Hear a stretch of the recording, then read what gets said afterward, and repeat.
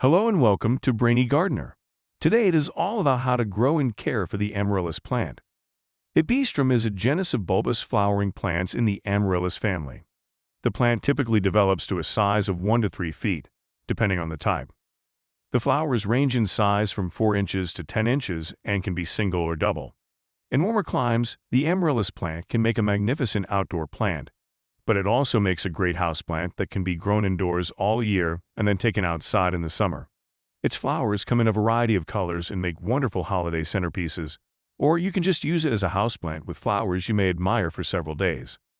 What makes these perennials loved by gardeners is their hardy nature and general ease of care. The amaryllis is a sun-loving plant that can be easily cultivated inside or outdoors and has a few simple requirements that even an inexperienced gardener can easily fulfill. Amaryllis plants require bright light and partial shade to grow well and flower. They can also grow in full sun, but yellowing may occur. They do nicely as an indoor houseplant on windowsills or in the corner of a room. Just make sure that they get the light that they need to flower. You can also move them outside on a patio or deck to allow for some dappled sunlight. The amaryllis needs moderate to low amounts of water to thrive. The soil should be kept moist without becoming soggy, but not overly wet. These plants are easy to care for and only require a little bit of water to stay healthy. The plant's soil should be kept moist but should not stay wet. Water the soil when it is dry and keep it well drained so that water does not stand in the pot. These plants can easily get root rot. The optimum temperature range for growing amaryllis is between 65 and 70 degrees Fahrenheit. Higher temperatures can result in weaker growth with smaller flowers. Although these plants are hardy, temperatures below 35 degrees Fahrenheit can still kill them.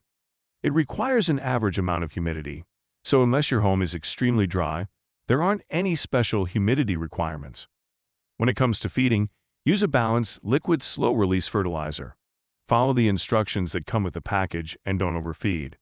Overfeeding can result in too much salt in the soil. To promote blooming, you should use a fertilizer with a high phosphorus content.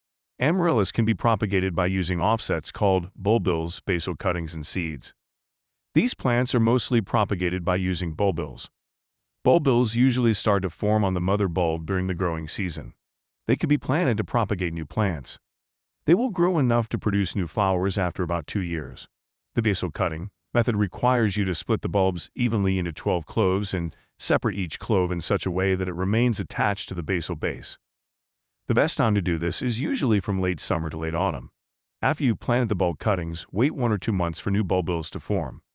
All the while, keep the pot in a warm location with plenty of shade and a little bit of water. Leaves will form from the new bulbils and you can replant them into a new container. Using seeds is also a viable method, but with the added risk of getting plants dissimilar to the parents and taking a full year to germinate.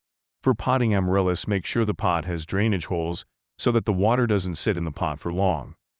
It's important to maintain proper drainage channels to prevent root rot.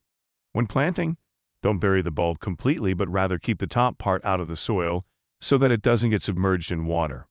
When in bloom, this plant tends to get top-heavy. Make sure to add sufficient counterbalance at the base to prevent the pot from tipping over. This plant needs repotting after a couple of years. The best time is after the blooms have faded and the plant enters dormancy. All parts of the Epistrum plant are toxic, especially the bulbs. If ingested, can be dangerous to pets and humans. It is important to keep children and pets away from this plant. These plants are susceptible to mealybugs. These sapsuckers can cause a lot of damage to the plant if left unchecked.